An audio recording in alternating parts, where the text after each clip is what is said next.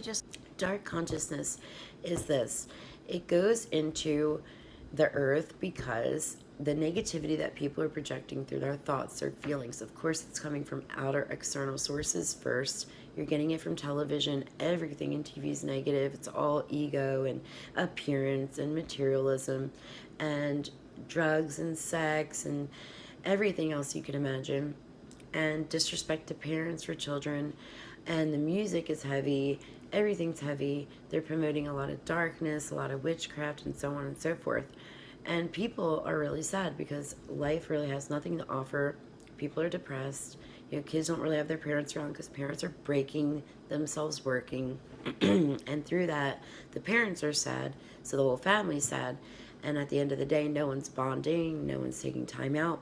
Instead, they're burying their sorrows in living in the internet and social media and their reruns on Netflix.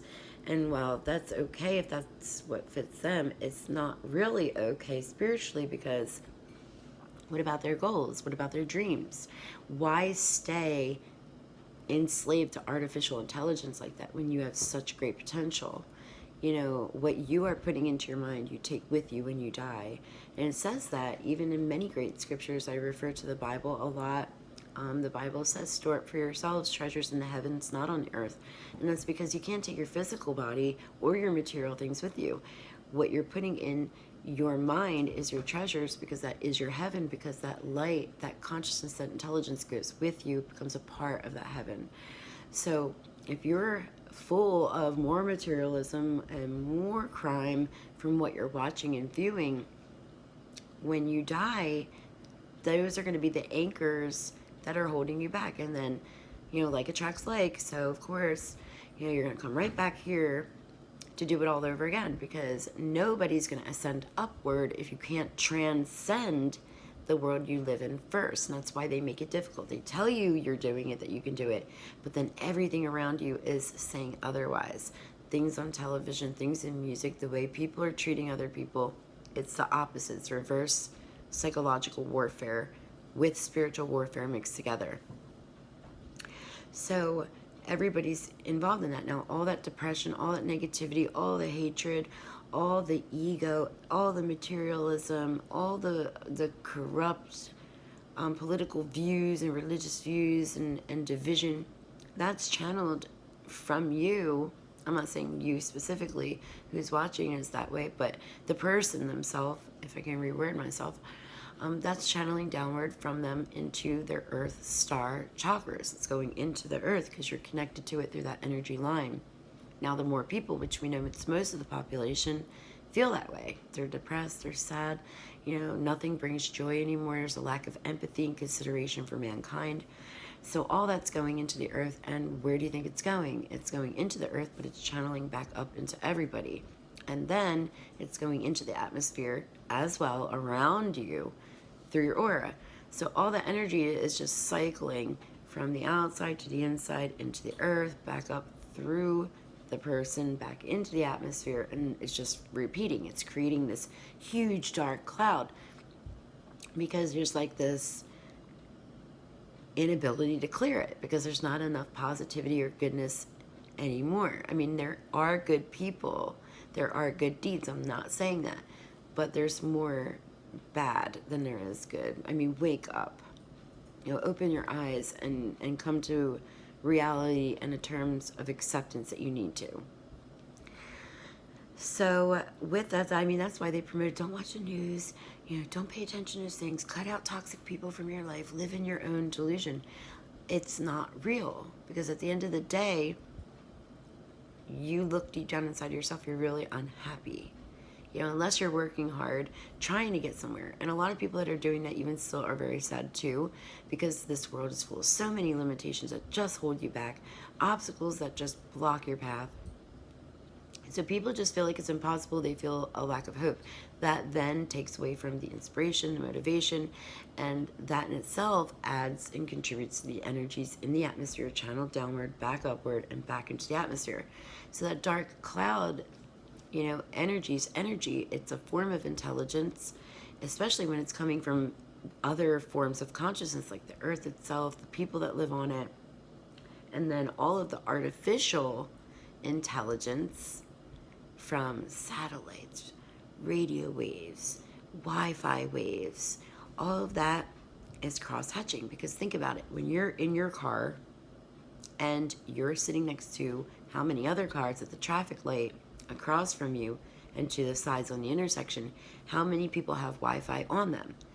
Now imagine that as thin lines of energy connecting everybody together. It's like a cross-hatched net. And that's why they call it the internet, because it's not just a net in a computer, it's a net through artificial wireless energy.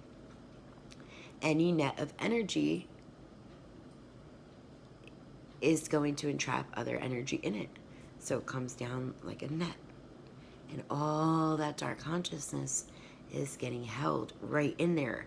And that's why a lot of people, they don't feel the same when they look up at the sky anymore, because you may see the sky, but you're not feeling that wide open energy that you used to feel of its natural existence or presence like you used to when you were small.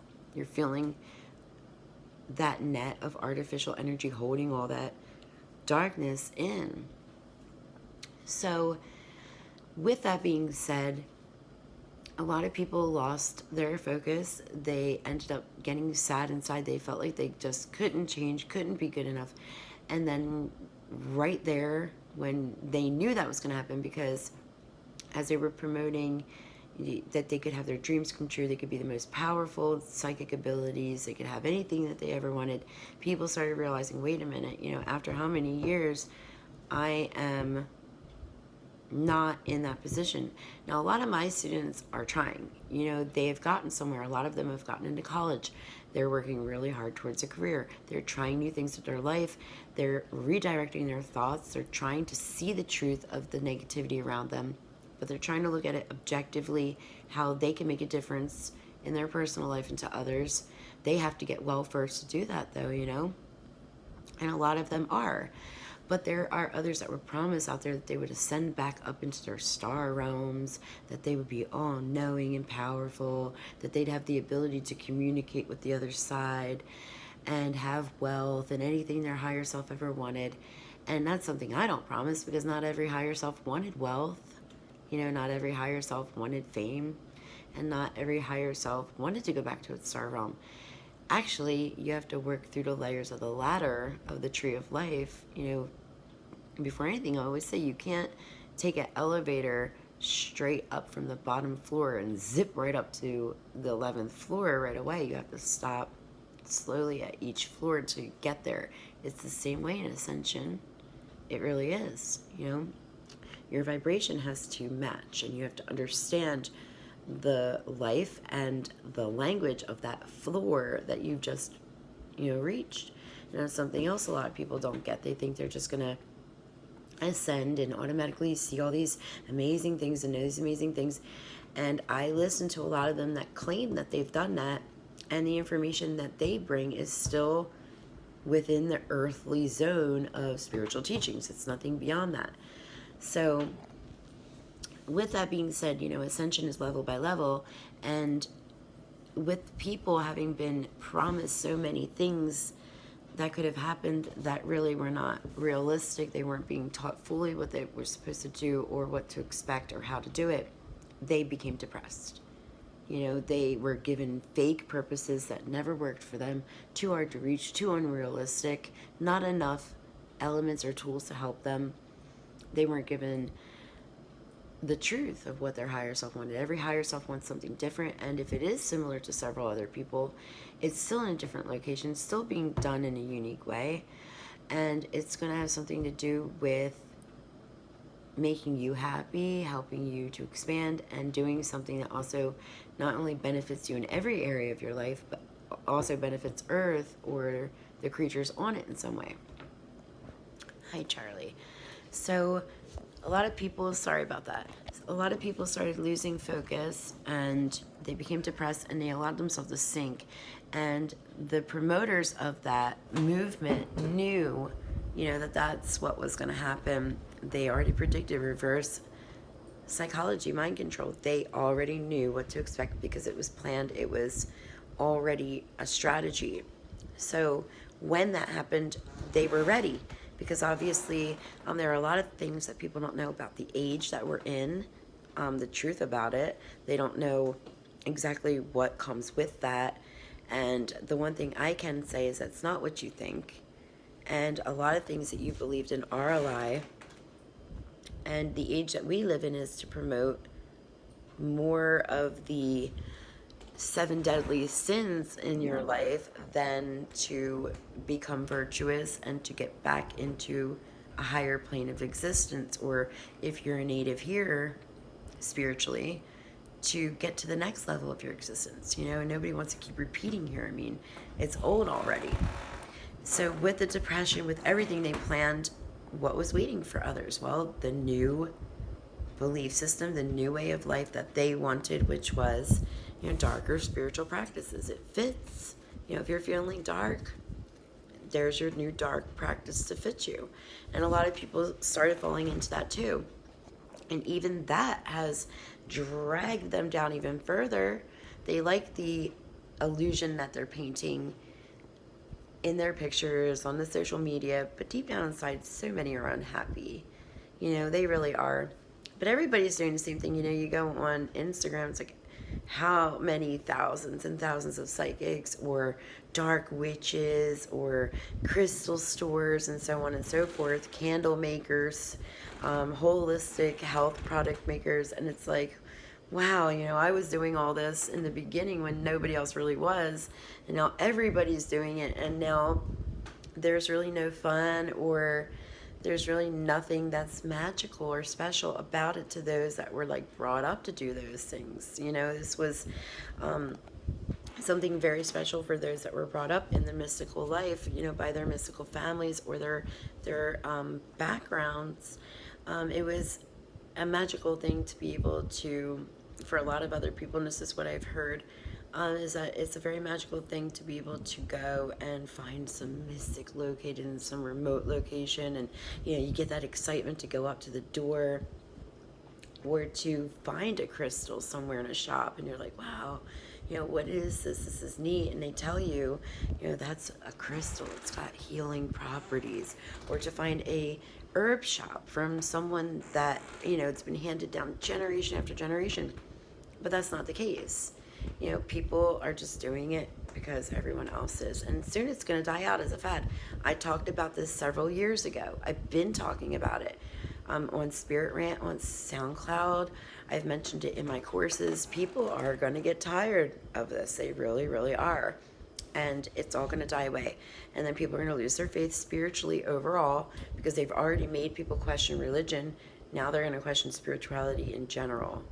And then it's going to promote darker things of a darker nature, more philosophy, more science, and the idea of heaven and a creator and goodness and empathy and love's going to fade away, and people are going to become desensitized. And that's just a fact.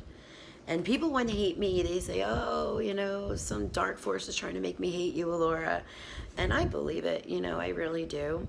When somebody's pure and true and has a genuine love for other people, of course, you know, they're going to want to get rid of that person, because that's the type of person that gets people to listen, because people feel the love, they feel the honesty, and there are still a lot of people that they crave for that. They don't have it at home, they don't have it in their real friends anymore, and they still want it because they still have love left in them. And those are the people that make great leaders. So they're going to try spiritually or in other ways to get people to not want to listen.